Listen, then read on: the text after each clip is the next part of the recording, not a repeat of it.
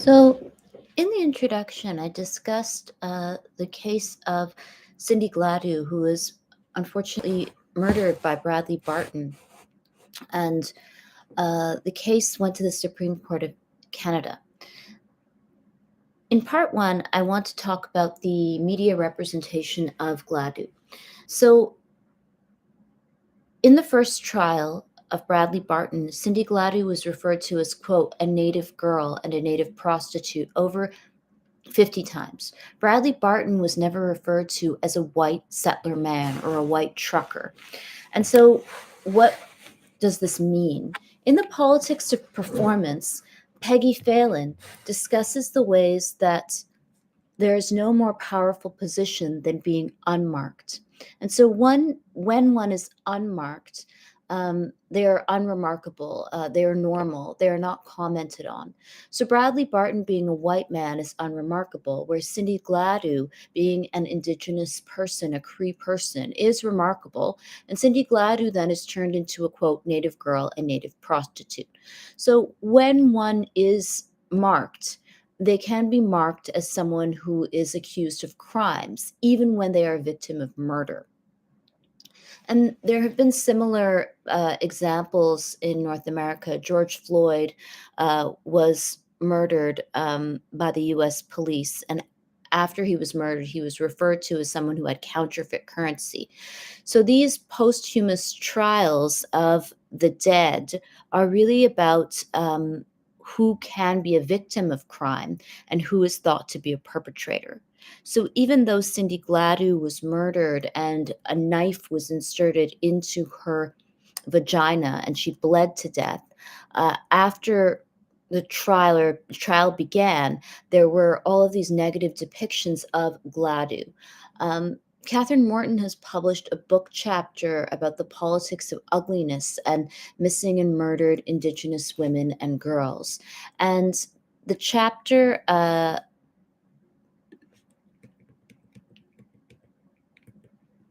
is called Ugliness as Colonial Violence: Mediations of Murdered and Missing Indigenous Women and Girls. And it is in a book called The Politics of Ugliness. And Morton discusses the ways that photography is used to degrade Indigenous women and girls even after they're murdered. So if one looks at the photos that were used after the murder of Cindy Gladue to represent Gladue, she's smoking in the photo, she's drinking alcohol.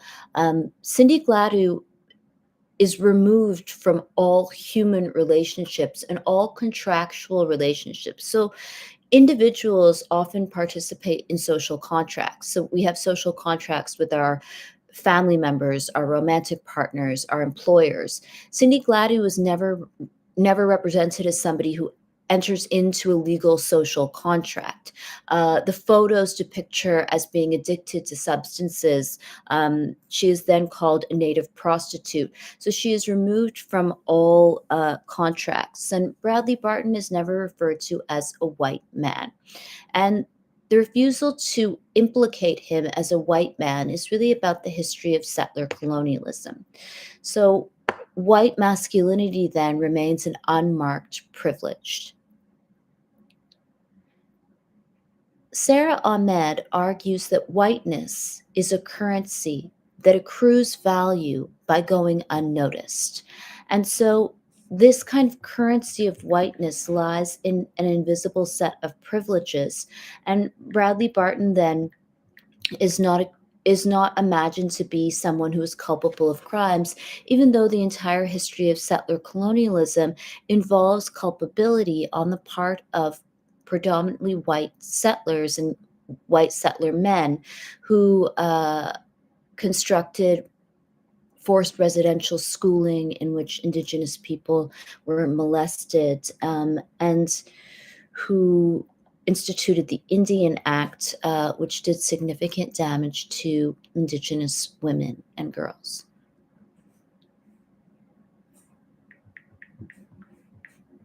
So it's interesting to think then about whiteness and the ways that refusing to call Bradley Barton a white man after he murdered someone and naming his victim as a native prostitute is really about the power of cisgender heterosexual masculinity or the imagined power of the male body and whiteness.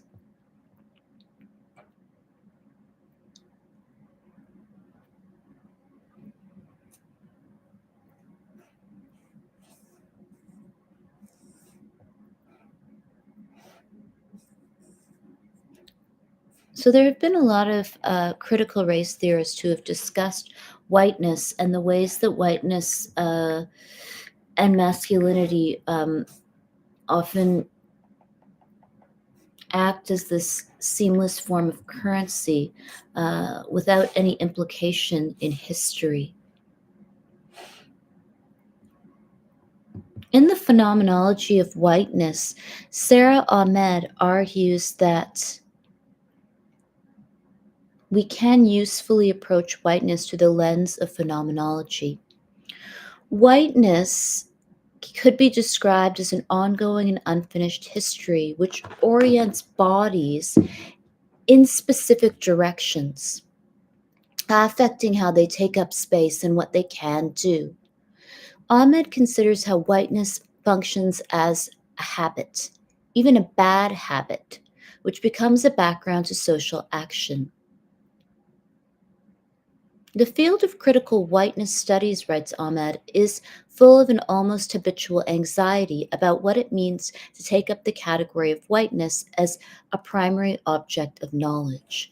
So we can think about Ahmed's interest in phenomenology and how whiteness takes up space. So Bradley Barton is not a white man, and Cindy Gladue is not a Cree person. So Barton occupies the space of innocence in Canada, and Cindy Gladue then occupies the space of abjection and crime. So even when Barton is accused of murdering Gladue, Cindy Gladue becomes a criminal, and Barton becomes an entitled settler who is innocent and victimized by Cindy Gladue, even after inserting a knife into another person's body. Sandra Harding's work on standpoint epistemology is also useful in considering the case of Gladue. So, what Harding argues is that we all occupy a certain position.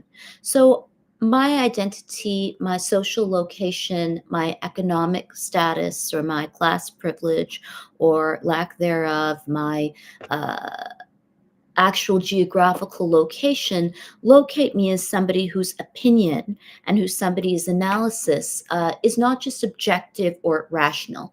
And Harding critiques the idea of positivist reason or objectivity of an unmarked position in the world. So the colonial gaze often involved this omnipotent observer who saw people, and the first time that you were seen by a colonial explorer, that was when you started to exist in history.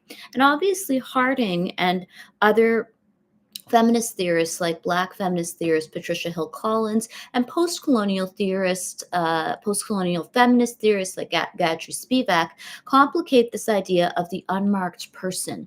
So before someone sees me, before a colonial explorer saw people, did they exist? Yes. And so do people exist outside of the English language and outside of colonial history? Yes. And so this kind of positivist reason that names people only exists because of these unmarked positions. So if I write about someone, I write about them from a specific social location. And Harding argues that we all occupy a certain position, and there's no one who is without a position. So my social location of, say, a woman of color who is born in Canada is a social position. It is not an objective standpoint. And this is also true of white men, and it is also true of anyone. And Hill Collins in Black Feminist Thought discusses the ways that Black feminism begins from the standpoint of lived experience of Black women, of Black people who experience intersections of gender discrimination and intersections of race and gender as it is operationalized in everyday life and as forms of discrimination. And so the point is that my standpoint is something that I can discuss, and locating oneself is about an audience, a readership, understanding where you are coming from and why you have formed a certain analysis. The problem is that, in the eyes of the law, if Barton is not a white man, and a white man from a certain part of Canada, and a white settler man, a white man of a certain age, then he becomes this objective person. He becomes someone without a stake in society, and without certain interests and certain class interests which he can mobilize against others. Cindy Gladue then becomes a, quote, native girl or native prostitute. And so her interests are seen to be victimizing Barton, even though he is accused of murdering her and inserting a knife into her vagina. So, unless we are made to locate ourselves in history as certain people who have all benefited from class antagonism against others historically, then Barton can be an unmarked person, and Cindy Gladue can be marked and be put on trial even after her murder.